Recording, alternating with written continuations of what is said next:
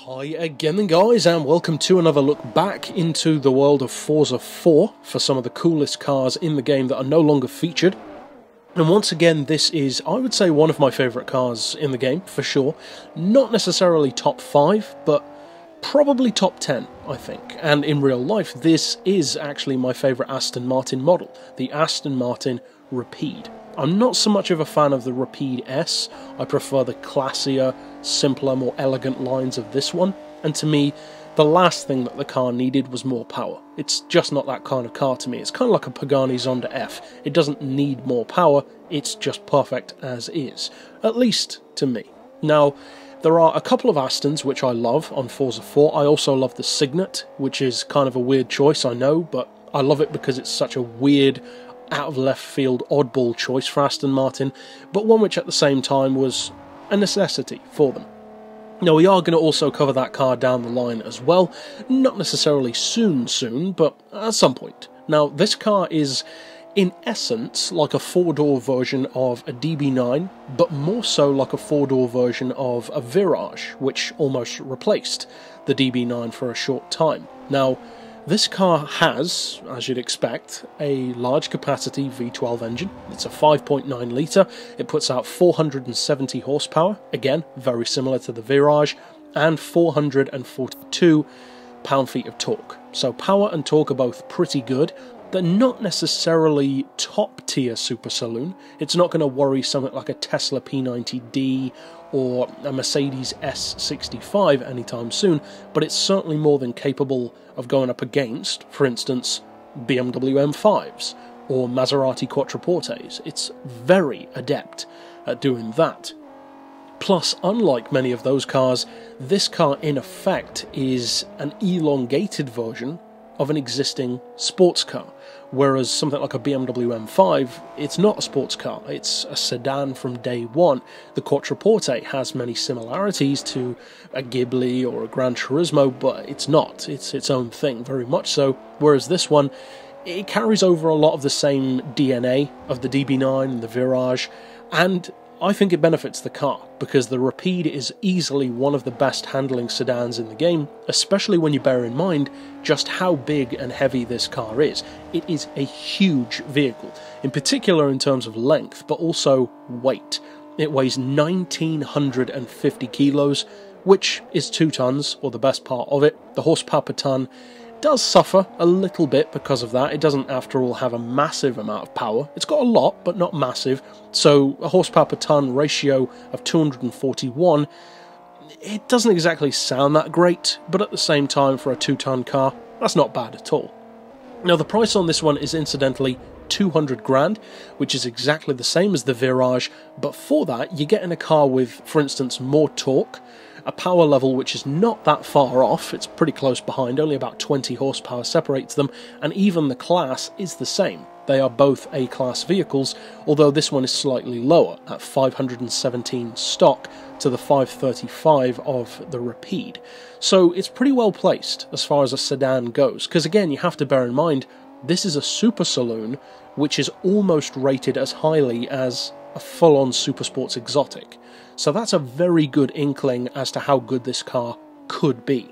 Now, the Rapide, back when I was playing this game when I was much younger and playing all the time exclusively, was not a car that I used as much then as I would if I were playing it now, because of course tastes change. But even now, this isn't necessarily the kind of sedan or super saloon that I would necessarily recommend using a lot for racing, because it's not really that kind of car.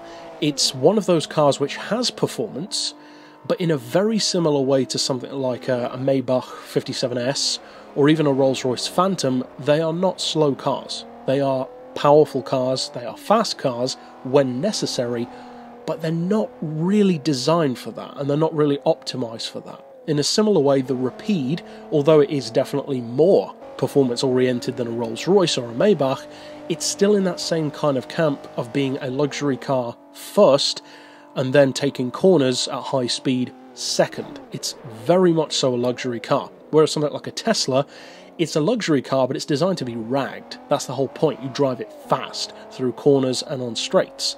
The Rapide can do that, but at the same time, there are definitely other sedans with sometimes less power, sometimes more, which can outrun it.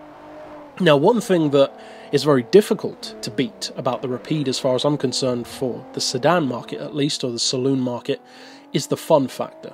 Everything about the Rapide is exactly what you would want from a four-door car. It has an exotic nature, look, style and package which is way beyond almost any other four-door car in the game. There are very few four-door cars in the entire Forza franchise which are as cool as this one. And of course that is a subjective thing, but I don't think many people would argue that an Aston Martin four-door vehicle is one of the coolest things around. You compare that to your average sedan or even most super saloons, and I think most people would probably agree that the Aston Martin is cooler than most of them. Not necessarily all. Some people might prefer the BMW M5 or the Maserati Quattroporte. Maserati is my favourite brand, for instance, so I do have loyalty to them.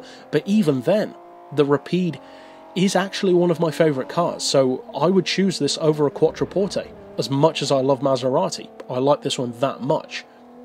Because with the Rapide, it really is that, I would say, perfect blend between a true supersports vehicle, an exotic, definitely, but also a true luxury limo. It does a very, very good job, in fact one of the best jobs actually, of being in both worlds genuinely. It doesn't feel like it's trying to be a supersports car, and it doesn't feel like it's trying to be a luxury car. It just naturally is both legitimately. It pulls it off very well being in both camps. And although this isn't necessarily an obvious comparison to make, in one way, that actually reminds me very much of a Mazda RX-8. Because the Mazda RX-8 is also a car which straddles two different categories, but it does it seamlessly. It's a four-door, four-seater coupe, very legitimately so, but at the same time it is definitely a pure sports car. But it manages to do both without seeming gimmicky.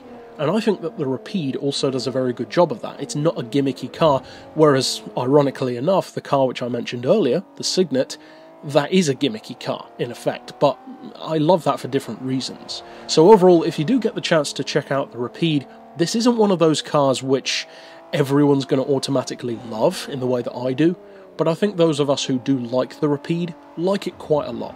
But it is, again, in a similar way to the Tesla, one of those cars which is much more enjoyable in real life, where you can take full advantage of how good it really is, beyond just how fast it is, whereas in a racing world, everything does tend to be more about speed and just the driving factor.